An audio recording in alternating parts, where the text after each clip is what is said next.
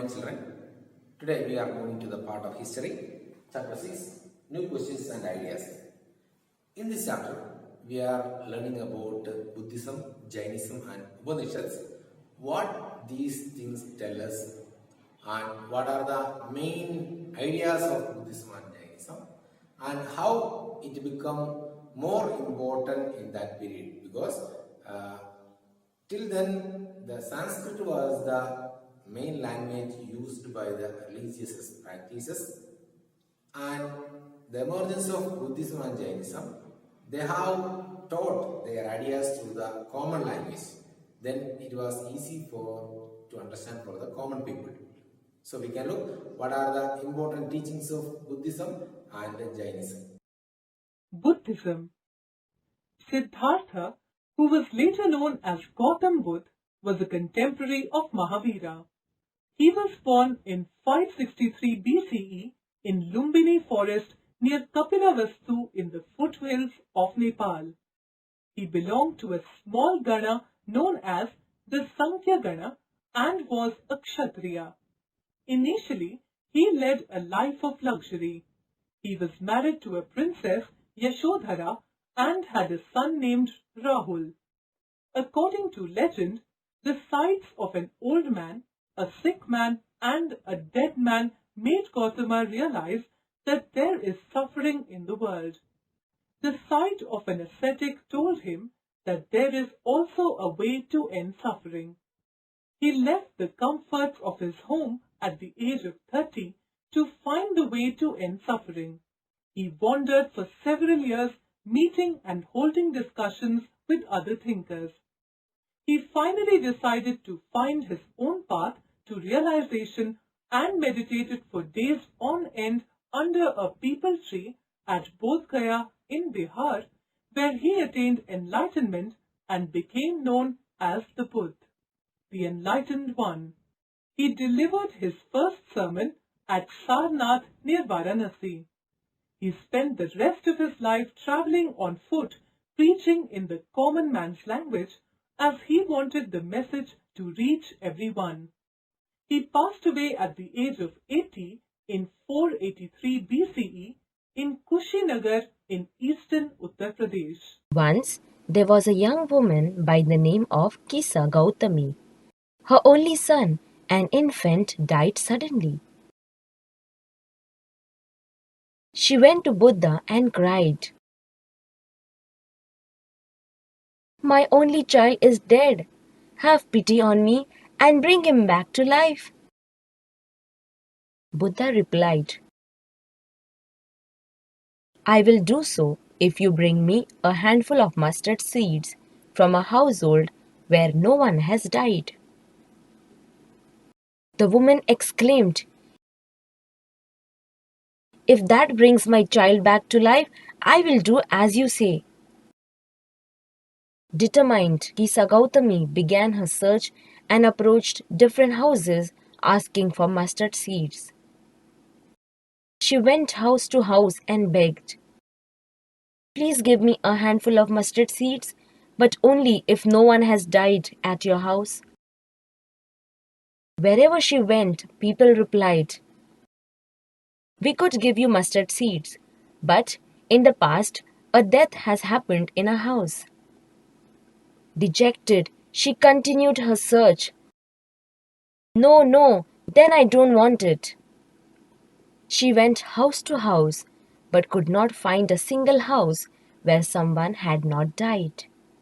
Everyone was ready to give her a handful of mustard seeds. But when she posed the condition, they were taken aback and were unable to help her. Kisa Gautami understood why Buddha had sent her on such a mission. Her sorrow was lightened. She went back and told him what everyone had said to her. Buddha replied, "My daughter, nothing in this world is permanent. Everything is unstable and is subject to change, decay, and death. This causes sorrow and suffering. The only way to avoid suffering is to take to the process of chanting the holy names of God." Upanishads.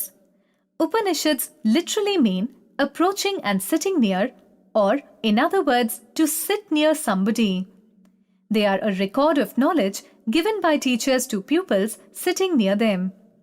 The Upanishads are a set of books written in the form of dialogues or debates between the teachers and disciples.